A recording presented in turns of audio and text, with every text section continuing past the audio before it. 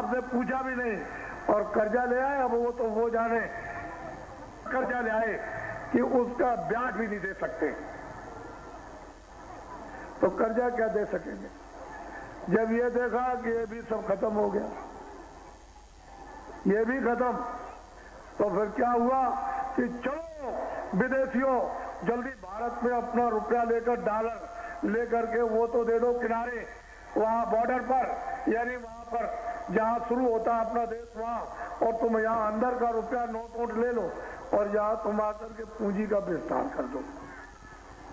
ये आवाज तुम सुन रहे हो चारों तरफ, मैं भी सुन रहा हूं। मैं कोई पागल थोड़ी हूं और कोई ऐसा थोड़ी गुफा में रहता हूं, मैं तो बीच में रहता हूं, सुन रहा हूं। लेकिन सही बात तो ये तो ये मुहूर्त नहीं था, विदेशियों को लाने का ये मुहूर्त नहीं था कि चले आओ पूंजी का विस्तार करो। तो आपको मतलब ये क्या है, और आप बराबर कहते हो कि ये हो जाएगा, ये हो जाएगा, ये हो जाएगा। कुछ नहीं होगा, तुम्हारा देश नाश हो जाएगा और तुम नाश हो जाओगे। ये हमसे आप सुनो, हम कोई स्वार्थ की बात अपनी और आपकी तो करने वाले नहीं कि हम अपनी कोई स्वार्थ की बात करें और आपकी। हमको तो जो कष्ट है और आप कष्ट है उसकी बात करना, मोटी स्थिति। तो इनको ये बुलाया, तो आपने यहाँ ये सेठ साहूकार जो यहाँ रहते हैं, इनको बुलाकर, जो देसी थे भारत के, उनसे कहते हैं कि भाई हम तुमसे भी पूछ ले कि आओ तुम जिले के सब इकट्ठे हो जाओ, छोटे बड़े सेठ साहूकार एक मीटिंग कर दिया, अगर हम तुमको सुविधा दे दें सब तरह की, यानी इनकम टैक्स भी छोड़ दें, सेल टैक्स भी छोड़ दे, तुम कि तुम 1 करोड़ ले आए कि 10 करोड़ ले आए, तुम ले आओ कहीं से बटोर के और कारखाना छोटा बड़ा लगा दो।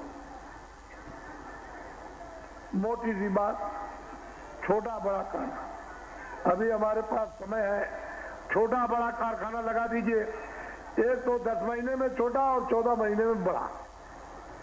जब कारखाना लग जाए तो इनको ये कहिए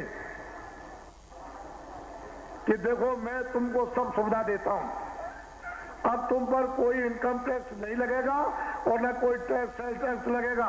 तुम ये कारखाने लगा करके, तैयार करके, और जितने भी ये बच्चे पढ़ रहे हैं भूम जोतकों के और औरों के स्कूलों में, इनको नौकरी और काम दे दो। बात मोटा काम, मोटा सा। तो आपने तो किसी ने इस पर आज तक नहीं सोचा। जब ये बताया गया कि भाई जिले में 80, मतलब एक कारखानों 100 में कारखानों में 80 बंद हो गए, तो सारे देश के अंदर में 80% कारखाने छोटे बड़े बंद हो गए, तो वही घर बैठ गए जो नौकरी करते थे, मजदूरी। तो इनके बच्चों को बच्चा किधर काम मिलेगा। तो ये बच्चे चिल्लाते हैं कि डिग्री मिल गई, ये मिल गई, ये मिल गई, और कोई नौकरी, कोई ऐसा काम, कोई दुआ, कोई आशीर्वाद दे दीजिए जल्दी में, नहीं तो मैं तो मरा। घर में खेती नहीं, 1 बीघे में क्या हो सकता। शादी हो गई, घरवाली कहती है बाहर जाओ कहीं कमा के ले आओ। तो ये बच्चे भी परेशान बेहद, और जो पढ़ रहे हैं उनके लिए अंधेरा, क्योंकि जनशक्ति को तो काम मिलेगा नहीं, नौकरी और मजदूरी मिलेगी नहीं। और ये बाहर के जो आ जाएंगे विदेशी सेठ साहूकार, तो देखेंगे तुम्हारे कारखानों में क्या बनता है, अच्छा है, कितना अच्छा है, कितना घटिया है, और कितना क्या दाम का, सब देख लेंगे। तो अपने कारखाने लगा करके इससे अच्छा बनाएंगे और बढ़िया बनाएंगे और सस्ता, यानी मुनाफा नहीं लेंगे, दाम के दाम में सटासट निकालेंगे। तो जब आप देखने लगोगे ये तो अच्छा, सुंदर, मजबूत है और सस्ता है, और बाजार में जो देसी जो सामान कारखानों का बना था और रखा है, वहां देखोगे कि तो घटिया और महंगा, तो आप इसको लेना बंद कर दोगे। जब ये बंद हो जाएगा तो ये क्या करेंगे, रख करके ये फेंक देंगे और उसी सामान को जो विदेशी बना रहे उसको दुकान पर रख करके बेचेंगे।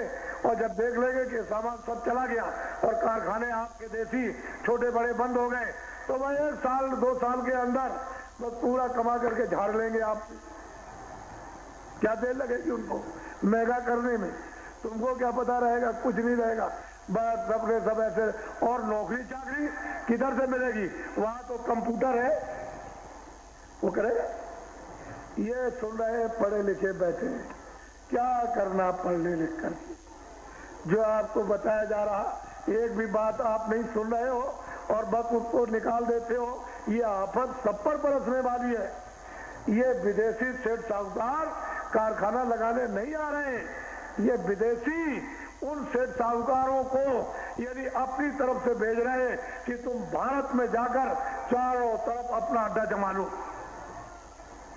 तो ये सरकारों की तरफ से चारों तरफ अड्डा जमा लेंगे, चारों तरफ जमा लेंगे। और तुम्हारे ऐसों को विदेशी क्या समझे?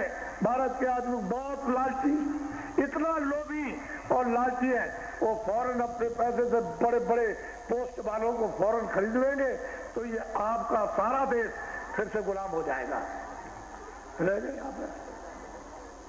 इसलिए ऐ भूमजोत को, अब तुम सब बड़ी संख्या में हो तो हमारी बात को याद करो। हमको न तो दिल्ली जाना और ना हमको लखनऊ जाना, हम तो आपके बीच में रहेंगे। जैसे अभी बीच में धक्के खाते हैं वैसे बीच में जब भी धक्के खाएंगे।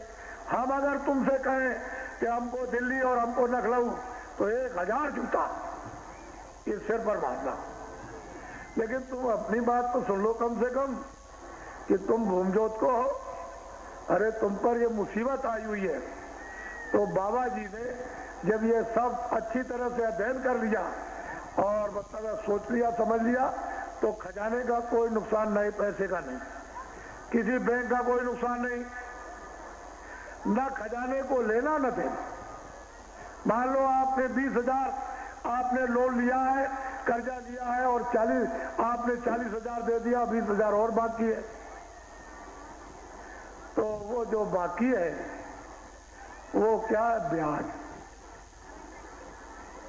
कर्जा में तुमने जितना हाथ में लिया उसमें से अगर 500 रह जाए, 100 रह जाए और 10 रुपए, तो खजाने में वो वापस कर देना, उसको आप मत रखना।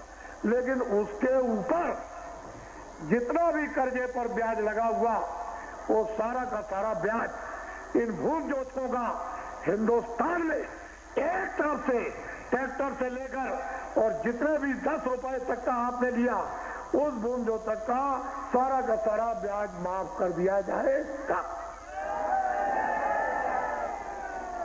इसलिए एक आवाज आई है तुम्हारे सामने, मेरी बात अपनी पकड़े रहना। मैं जब कहूं दिल्ली के लिए और लखनऊ के लिए, तब तुम सोचना, इसके पहले कुछ सोचने की जरूरत नहीं, जो बताया जाए उसी को कर दो। उसमें क्या है?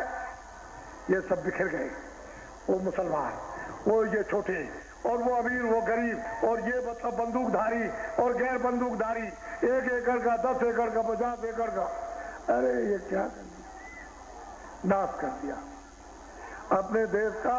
लोग भी चला गया, परलोक भी, न लोक का कुछ सुख और न परलोक की आत्मा का कल्याण। तो अब आप क्या करो उसको समझ लो। हम पर शासन वही करेगा, एक आवाज में बोलो, हम पर शासन वही करेगा।